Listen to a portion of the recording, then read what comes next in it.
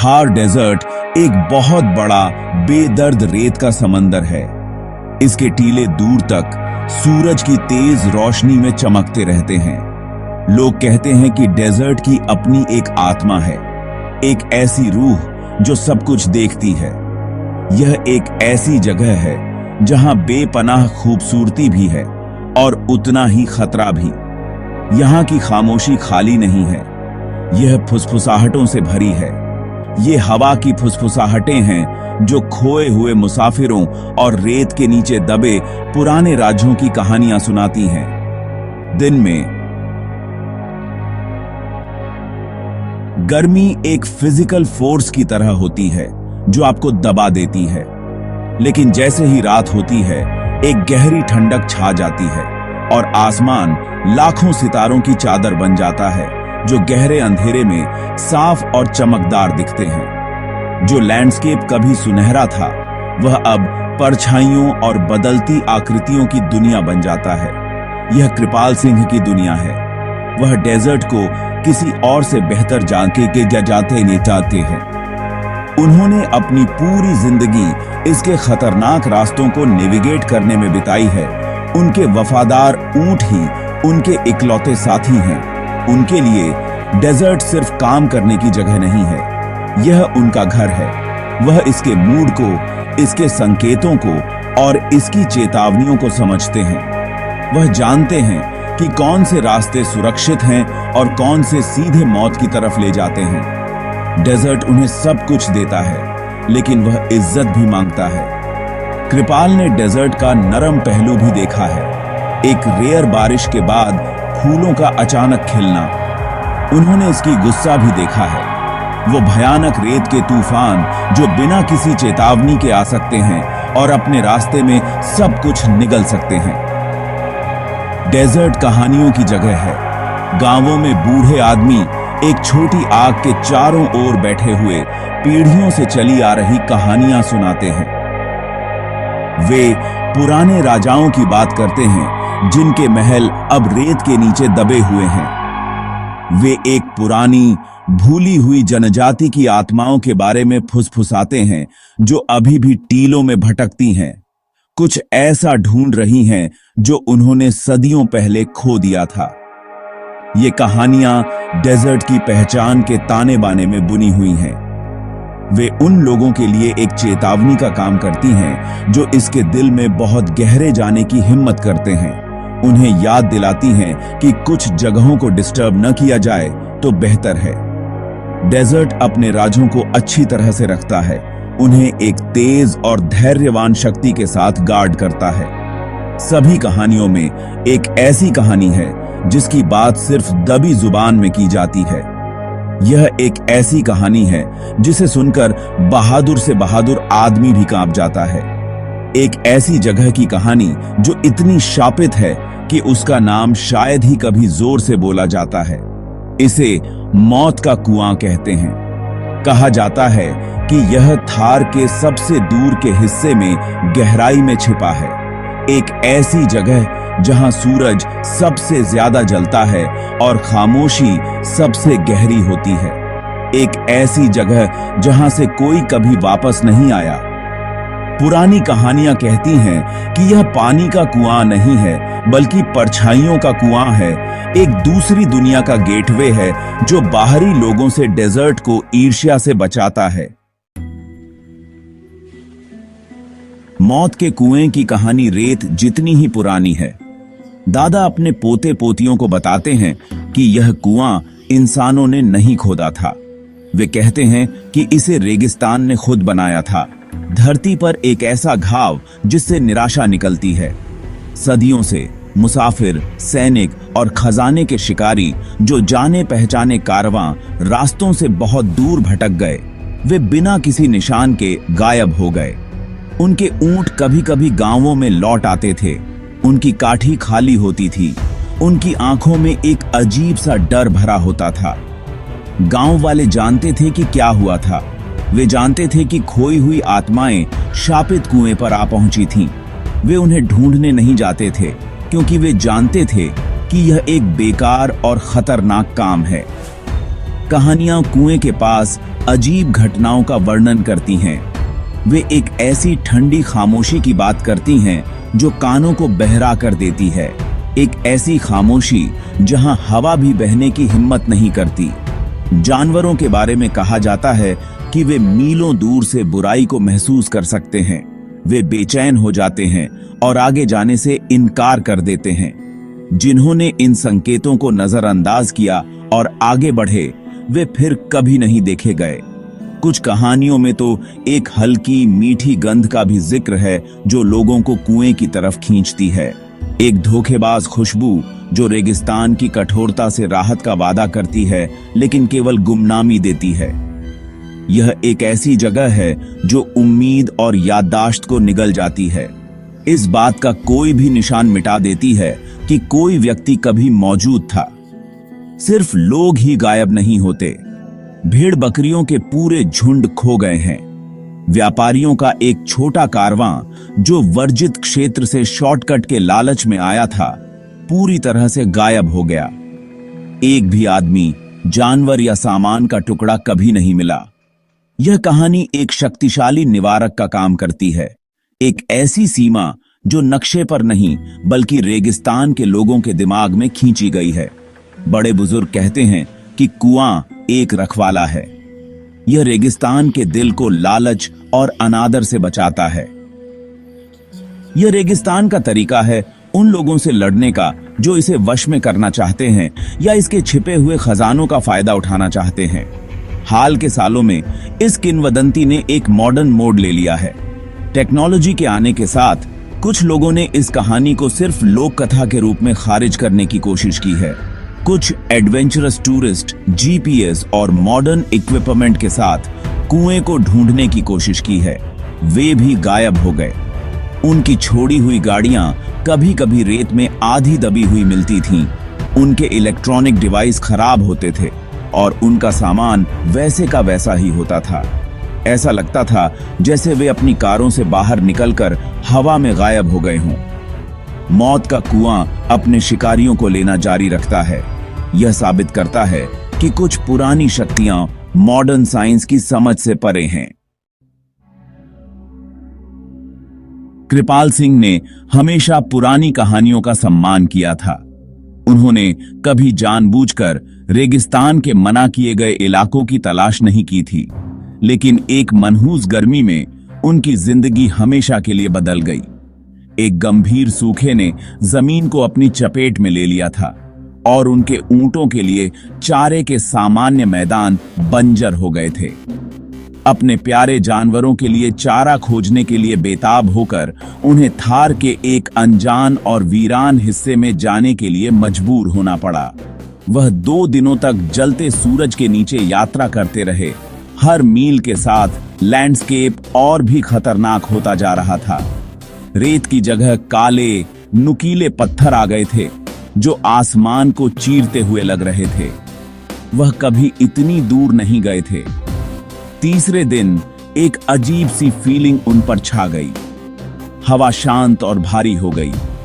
रेगिस्तान की सामान्य आवाजें, कीड़ों का गुनगुनाना, दूर के पक्षी की चीख एक दमनकारी खामोशी में बदल गईं। उनका मुख्य ऊंट शेर सिंह नाम का एक बुद्धिमान बूढ़ा जानवर अचानक रुक गया। उसने एक धीमी दुख भरी आवाज निकाली और हिलने से इनकार कर दिया। कृपाल ने उसे आगे बढ़ने के लिए मनाने की कोशिश की, लेकिन शेर सिंह अपनी जगह पर अड़ा रहा। उसकी बड़ी आंखें डर से चौड़ी हो गईं।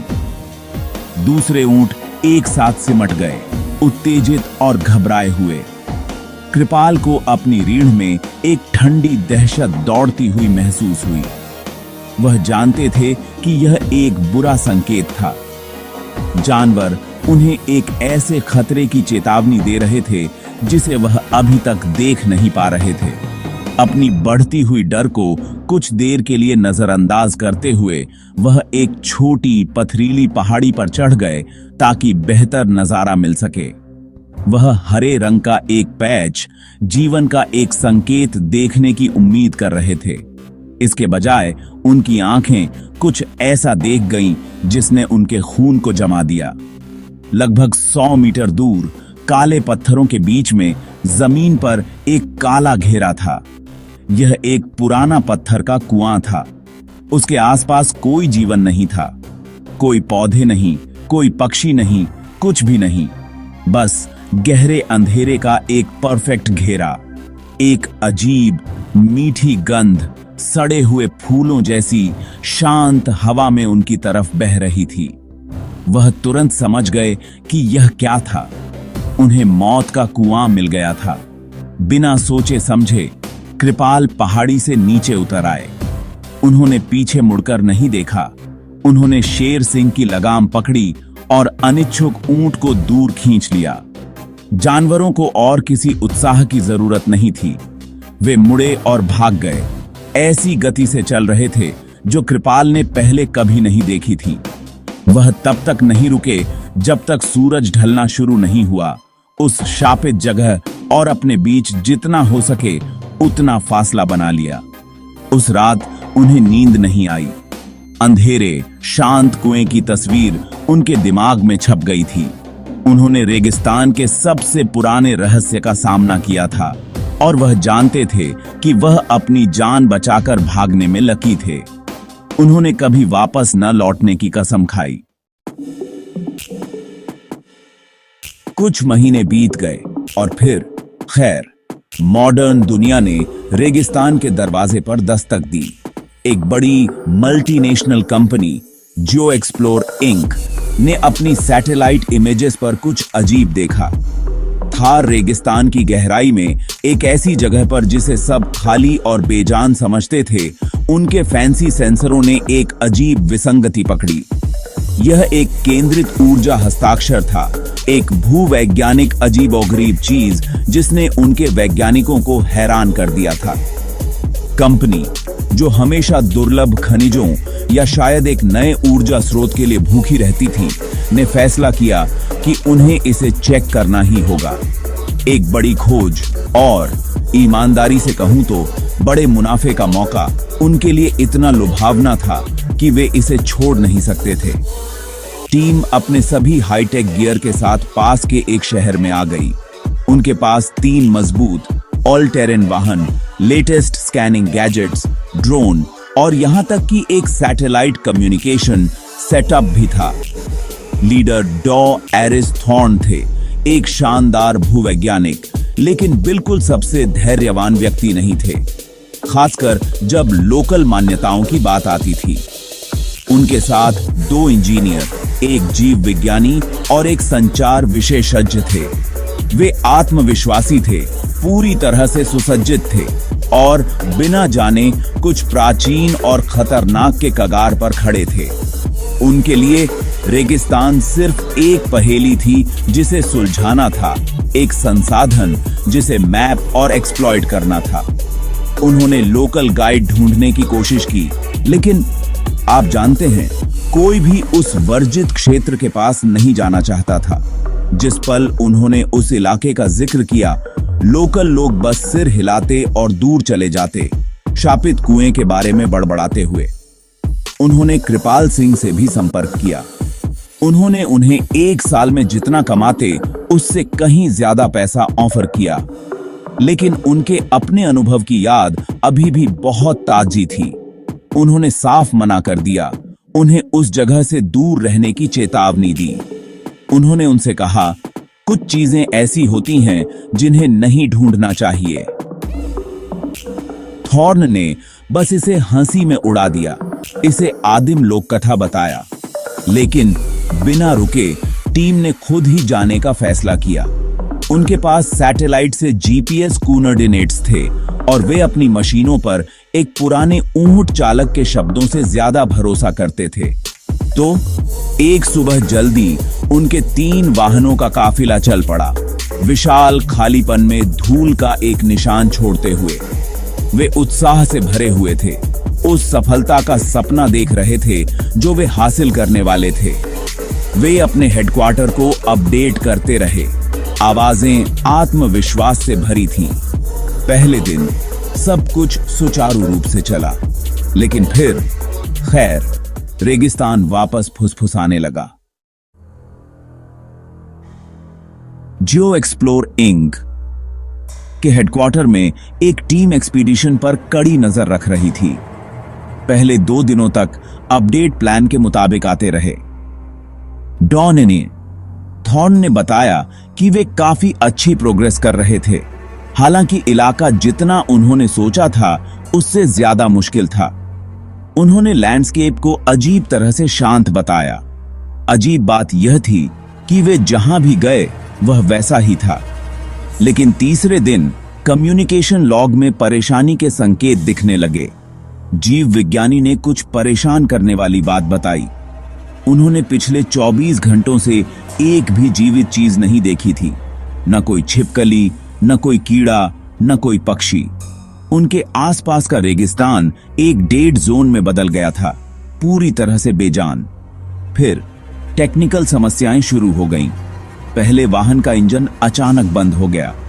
इंजीनियर जो टॉप नॉच थे कुछ भी गलत नहीं ढूंढ पाए। इलेक्ट्रॉनिक्स बस खराब हो गए थे। कुछ घंटों बाद उन्होंने कहा कि उनके जीपीएस सिस्टम खराब हो रहे थे। उन्हें जहां वे असल में थे उससे सैकड़ों मील दूर दिखा रहे थे। डॉ थॉर्न की आवाज, जो पहले इतनी आश्वस्त लग रही थी, अब उसमें निराशा और भ्रम का संकेत था। उनकी फैंसी टेक्नोलॉजी उस जंगल के दिल में उन्हें धोखा दे रही थी जिसे वे नियंत्रित कर सकते थे। रेगिस्तान धीरे धीरे उनकी सभी मॉडर्न सुरक्षाओं को छीन रहा था। टीम से आखिर जो कुछ भी सुना गया वह उनके संचार विशेषज्ञ का एक घबराया हुआ मैसेज था। वह चिल्ला रहा था कि उनके सभी उपकरण खराब हो रहे थे। Energy scanner on off the chart थे।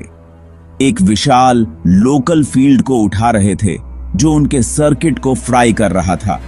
बैकग्राउंड में डॉ थॉर्न को हवा में कुछ अजीब मीठी गंध के बारे में चिल्लाते हुए सुना जा सकता था। फिर लाइन में स्टैटिक आ गया और उसके बाद बस खामोशी थी। सिग्नल चला गया था। उन्होंने चाहे जो भी कोशिश की वे फिर से संपर्क नहीं कर पाए। तीनों वाहन और 5 हाईली ट्रेन्ड प्रोफेशनल्स खैर गायब हो गए थे। जियो एक्सप्लोरिंग में घबराहट फैल गई। उन्होंने एक $multi million का एक्सपीडिशन खो दिया था। इससे भी महत्वपूर्ण बात यह थी कि उन्होंने 5 लोगों को खो दिया था। उन्होंने तुरंत एक खोज शुरू की। हेलीकॉप्टर, प्लेन, सब कुछ। खोज दल ने दिनों तक रेगिस्तान की तलाशी ली, लेकिन कुछ नहीं मिला। न कोई मलबा, न कोई कॉर्प्स, न कोई फुटप्रिंट। ऐसा लग रहा था जैसे काफिले को सीधे धरती से उठा लिया गया हो, बिना कोई निशान छोड़े। लेटेस्ट सैटेलाइट इमेजेस में ऊर्जा विसंगति वाली जगह पर सिर्फ खाली रेत दिखाई दे रही थी। रेगिस्तान ने उन्हें पूरा निगल लिया था। पीछे एक भयानक अनसुलझा रहस्य छोड़ गया था। रिसर्च टीम का गायब होना जियो एक्सप्लोर इंक के लिए एक शांत संकट में बदल गया। वे खबर को पब्लिक नहीं होने दे सकते थे। यह दिखाता कि वे कितने लापरवाह थे। लोकल वार्निंग्स को अनदेखा कर रहे थे। उनकी रेपुटेशन दांव पर थी। हताश होकर कंपनी के एक एग्जीक्यूटिव मिस्टर हैरिसन थार के किनारे एक छोटे से शहर तक आए। वह जानते थे कि उनकी एकमात्र उम्मीद उस एक आदमी को मनाना है जो वहां गया था और बच गया था, कृपाल सिंह। इस बार मिस्टर हैरिसन घमंड के साथ नहीं बल्कि हताशा के साथ आए थे। उन्होंने कृपाल को अपने ऊंटों की देखभाल करते हुए पाया। उनका चेहरा रेगिस्तान की समझ से भरा हुआ था। मिस्टर हैरिसन ने बताया कि क्या हुआ था। उनकी आवाज चिंता से भारी थी। उन्होंने माना कि उन्होंने गलती की थी, कि उन्हें सुनना चाहिए था। उन्होंने कृपाल से मदद की गुहार लगाई, टीम को ढूंढने के लिए नहीं, बल्कि केवल एक छोटी बचाव पार्टी को आखिरी जात स्थान तक गाइड करने के लिए। उन्होंने कृपाल को इतनी बड़ी रकम ऑफर की जो उनके पूरे साल की कमाई से ज्यादा थी, इतनी कि उनके परिवार का भविष्य कई पीढ़ियों के लिए सुरक्षित हो जाए। कृपाल की पहली प्रतिक्रिया मना करने की थी। उस अंधेरे कुएं और दमघोंटू खामोशी की यादें अभी भी उनके सपनों को परेशान करती थीं। वह जानते थे कि वापस जाना मौत को दावत देने जैसा होगा। लेकिन कृपाल का जीवन एक लगातार संघर्ष था। हाल के सूखे ने जीवन यापन को वाकई मुश्किल बना दिया था।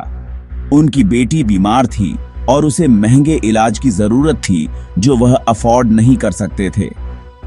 पैसा सिर्फ एक फॉर्च्यून नहीं था, यह एक लाइफलाइन थी। यह एकमात्र तरीका था जिससे वह अपनी बेटी को बचा सकते थे। उन्होंने मिस्टर हैरिसन के हताश चेहरे को देखा, फिर अपनी बेटी की मासूम मुस्कान के बारे में सोचा। वह दो भयानक विकल्पों के बीच फंसे थे, शापित कुएं का सामना करना या अपनी गरीबी और अपनी बेटी की बीमारी की धीमी दर्दनाक वास्तविकता का सामना करना। उनका दिल असहनीय रूप से भारी महसूस हुआ।